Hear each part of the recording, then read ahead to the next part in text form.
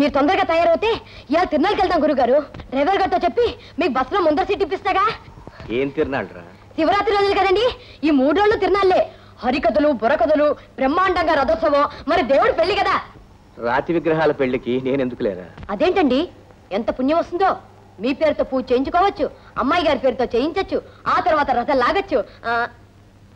మీరు వద్దులేండి, పుణ్యమే గాని ఆ ఎండలో కొంచెం కష్టం. ఆ పెద్ద పూజారి గారు అల్లుడు మా ఊరే, ఆరుతో చెప్పి మేము రథం మీదే కూర్చోబెడతాలేండి. నేనెవరినో తెలిస్తే దేవుడికి ఆవిడ దూరంలో నుంచోబెడతారు. భలేవారే, మా గురువు గారని చెప్తే ఆ దేవుడే రథం ఎక్కమంటాడు. నిజమేరా, దేవుడికి ఆ భేదం లేదు, ఈ మనుషులకి. వాళ్ళకి మాత్రం ఎందుకండి? ఎందుకంటే నేను హరిజనుండి కదా.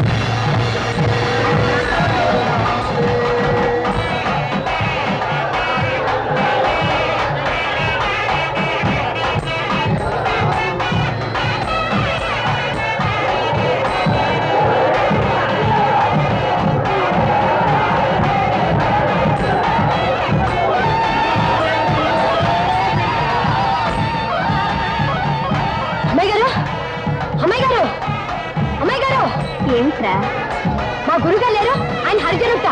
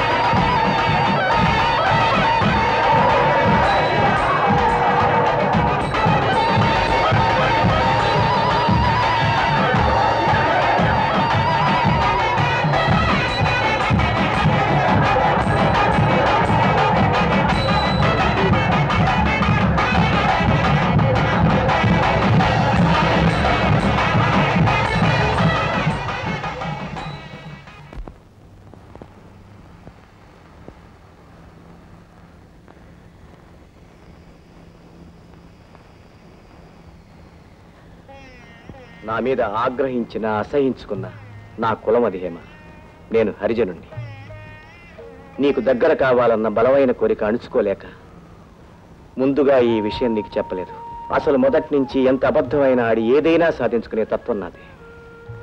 చిన్నప్పుడు గుళ్ళో వేదం చదువుకునే పిల్లల్ని చూస్తే నాకు నేర్చుకోవాలనిపించేది. అయితే అప్పుడు మమ్మల్ని గుళ్ళో కూడా రానిచ్చేవారు కాదు.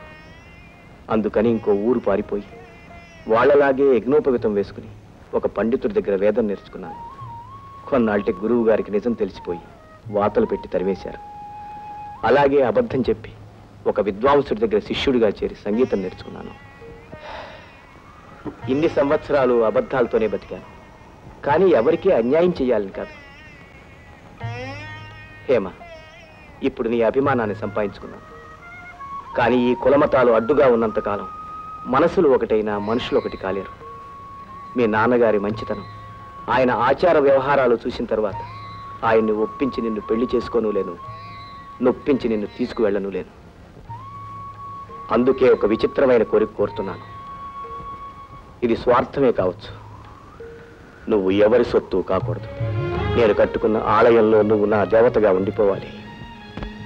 నేను ఈ దేవతను ఆరాధిస్తూ ఇలా బ్రహ్మచారిగానే రాలిపోవాలి. నా కోరిక మన్నిస్తే నా జన్మ ధన్యమైందనుకుంటాను.